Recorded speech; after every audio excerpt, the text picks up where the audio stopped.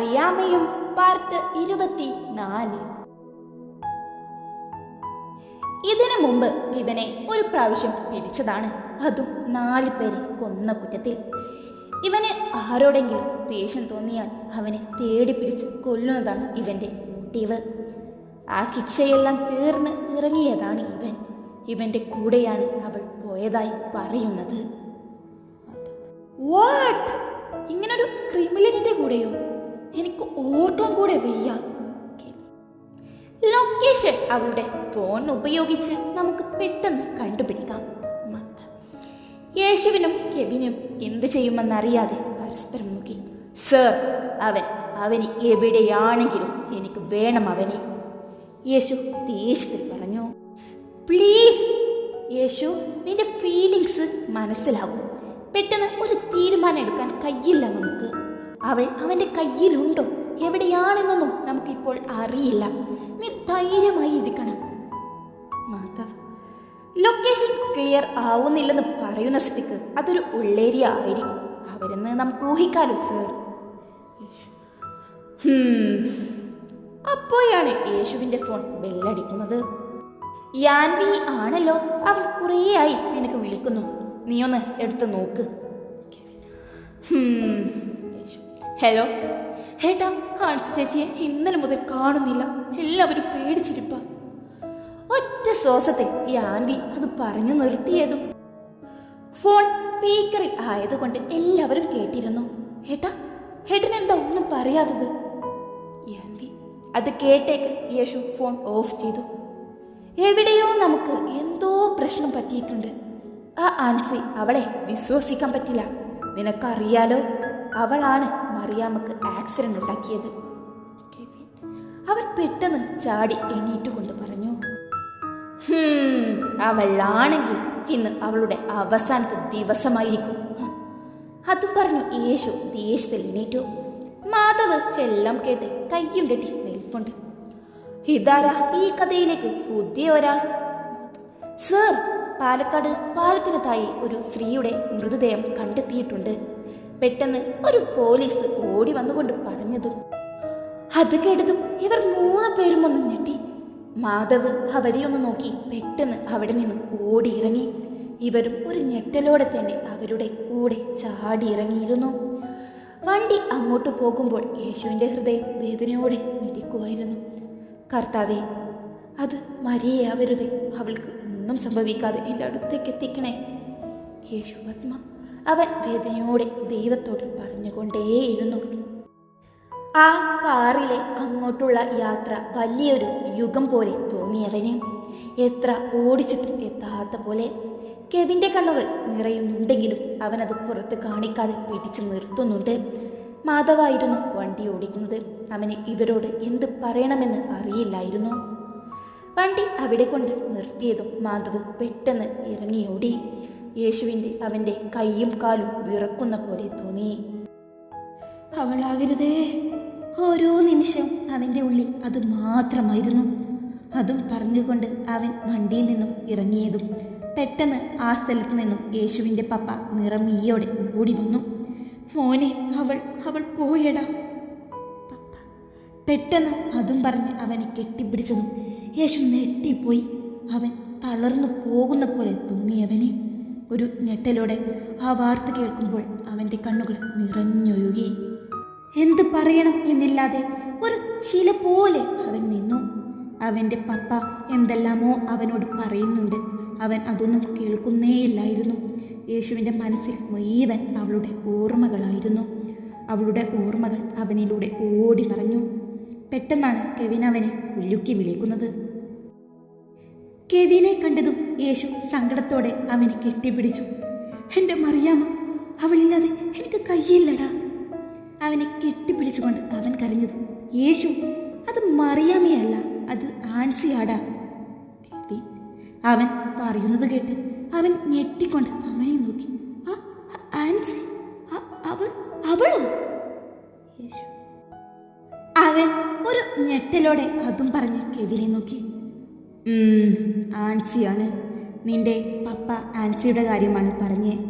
ഞാൻ നിന്റെ പപ്പ പറയുന്നത് കേട്ട് ഓടിപ്പോയി നോക്കിയതാടാ. കെവിൻ അവളെങ്ങനെ ഇവിടെ? ഒന്നും അറിയില്ല, അവിടേക്ക് പോയി നോക്കാൻ കഴിയില്ലടാ. യേശു ചുറ്റും നോക്കുമ്പോൾ ഒരുപാട് പോലീസുമാരുണ്ട്. ഒരു ഒഴിഞ്ഞ സ്ഥലത്ത് അമ്മാവനും പപ്പയുമുണ്ട്. യേശു പതിയെ അവിടെ പോയി നോക്കുമ്പോൾ ഒരു താഴ്ന്ന സ്ഥലത്ത് മുടിയെല്ലാം മുഖത്തേക്ക് മറഞ്ഞു കിടപ്പുണ്ട്. കയ്യിലും ദേഹത്തുമെല്ലാം രക്തവുമുണ്ട്. അവനത് നോക്കി നിൽക്കാനാവാതെ അവിടെ നിന്ന് മാറി നിന്നു. എന്തൊക്കെയാടാ ഇവിടെ നടക്കുന്നത്? ഹാൻസിക്ക് എന്തു പറ്റിയതാ? മറിയാമ്മ അവൾ എവിടെയാ? 2 ദിവസം ആകാൻ പോകുന്നു. കയ്യും കൊടുത്ത് അവൻ കാറിലേക്ക് ചാരി നിന്നു. കെവി ഒന്നും മിണ്ടാതെ അവനെ നോക്കി. തളരാതെ, അവൾക്ക് ഒന്നും പറ്റില്ലടാ. അവിടെ നിന്നും നേരെ ഹോസ്പിറ്റലിലേക്ക് പോയി, പിന്നീട് വീട്ടിലേക്കും. തലക്ക് നല്ല തല്ലി കെട്ടിയിട്ടുണ്ട്. കഴുത്തിൽ ഒരു പ്ലാസ്റ്റിക് കവറിട്ട് മൂടി. ശ്വാസം കിട്ടാതെയാണ് മരണം സംഭവിക്കുന്നത്. പോസ്റ്റ്മോർട്ടം റിപ്പോർട്ട് അതാണ്. മരിയ പേടിക്കാതെ അന്വേഷിക്കുന്നുണ്ട്. അവിടെ നിന്നും നേരെ ഹോസ്പിറ്റലിലേക്ക് പോയി, പിന്നീട് വീട്ടിലേക്കും. തലക്ക് നല്ല തല്ലി കെട്ടിയിട്ടുണ്ട്. കഴുത്തിൽ ഒരു പ്ലാസ്റ്റിക് കവറിട്ട് മൂടി. ശ്വാസം കിട്ടാതെയാണ് മരണം സംഭവിക്കുന്നത്. പോസ്റ്റ്മോർട്ടം റിപ്പോർട്ട് അതാണ്. മരിയ പേടിക്കാതെ അന്വേഷിക്കുന്നുണ്ട്. ഞാൻ എങ്ങനെ ദേഷ്യപ്പെടാതിരിക്കും? 3 ദിവസമായി അന്വേഷിക്കുന്നുണ്ട് എന്ന് പറഞ്ഞാൽ എൻ്റെ വിഷമം തീരുമോ? മാധവിനോട് ദേഷ്യപ്പെട്ട് യേശു അവിടെ നിന്നും ഇറങ്ങിയതും അങ്ങോട്ട് അവൻ്റെ അമ്മയും അനിയത്തിയും വരുന്നത്. എവിടെ നിന്റെ ആ ഭാര്യ? മരിച്ചാലും ഒന്ന് കാണാൻ വരില്ലായിരിക്കും അല്ലേ? യേശു മമ്മ. അവൾക്ക് സന്തോഷമായി കാണില്ലേ? പിന്നെ എങ്ങനെയാ മമ്മ വരുന്നേ? അവളുടെ അഹങ്കാരത്തിൽ ഒരു കുറവുമില്ലേ? എല്ലാവരും കൂടെ ഭ്രാന്ത് പിടിപ്പിക്കരുത് എന്നെ. ദേഷ്യത്തിൽ യേശു അതും പറഞ്ഞ് അവൻ അവിടെ നിന്നും ഇറങ്ങി. യേശുവിനെ ആകെ ഭ്രാന്ത് പിടിച്ച അവസ്ഥയായിരുന്നു. അവൻ്റെ വീട്ടുകാരുടെ ചോദ്യത്തിന് മുമ്പിൽ അവന് നിൽക്കാനാവാതെ അവിടെ നിന്നും ദേഷ്യത്തിൽ ഇറങ്ങി. അവന് ഫ്ലാറ്റിലേക്ക് വരുമ്പോൾ അവിടെ മറിയാമ്മയുടെ വീട്ടുകാരെല്ലാം വന്നിട്ടുണ്ട്. അവരെ കണ്ടതും അവരൊന്ന് ഞെട്ടി. അവൻ എന്ത് പറയുമെന്നറിയാതെ കെവിനെ നോക്കി. എവിടെയാടാ എൻ്റെ മോള്? അമ്മ. അവർ ദേഷ്യത്തിൽ അവൻ്റെ കോളറിൽ പിടിച്ചുകൊണ്ട് ചോദിച്ചതും അവന് ഉത്തരമില്ലായിരുന്നു. മോളെ, നീ എന്ത് ചെയ്തു?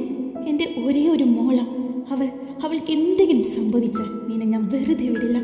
എൻ്റെ മോളുടെ ഇഷ്ടം അവളുടെ നോക്കാതെ നിന്റെ കൂടെ വിവാഹം ചെയ്ത് അയച്ചവളാണ് ഞാൻ. അന്നു മുതൽ തീ തിന്നുവാ ഞാൻ എൻ്റെ മോള്. അവൻ്റെ കോളറിൽ നിന്നും പിടി വിടാതെ അവർ പറഞ്ഞു. മമ്മേ, ഞാൻ പറയുന്നത് ഒന്ന് കേൾക്ക്. ഞങ്ങൾക്ക് ഒന്നും കേൾക്കേണ്ട. എവിടെയാ ഞങ്ങളുടെ മോള്? നിന്നെ വിശ്വസിച്ചു. നിന്റെ കൂട്ടുകാരന് അവളെ വിവാഹം ചെയ്തു. ഒരിക്കൽ ഞങ്ങൾ അയച്ചു. ഇനിയും നിന്നെ വിശ്വസിക്കണം. അമ്മ, പപ്പ, നിങ്ങളിങ്ങനെ ദേഷ്യപ്പെട്ടാൽ അവർ വരുമോ? ഇല്ലല്ലോ.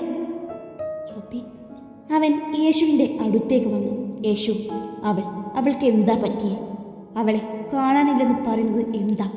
അങ്ങനെ ഉണ്ടെങ്കിൽ ഞങ്ങളോടെങ്കിലും ഒന്ന് പറയാലോ. ഞങ്ങളുടെ പെങ്ങളല്ലേ അവൾ. യേശു ഒന്നും മിണ്ടാതെ തല താഴ്ത്തി നിൽപ്പായിരുന്നു. എവിടെയവൾ? അവൾക്ക് ചോദിക്കാൻ പറയാൻ ആരുമില്ലെന്ന് വിചാരിച്ചു നീ? അപ്പച്ചൻ, എൻ്റെ കൊച്ചുമോള്. അവളുടെ ആ കുറുമ്പും ചിരിയുമെല്ലാം കേട്ടിട്ട് എത്ര ദിവസമായി എന്നറിയോ നിനക്ക്? യേശുവിന് ഒന്നും പറയാനില്ലായിരുന്നു അവരോട്. എല്ലാവരും ഒന്ന് നിർത്തുമോ?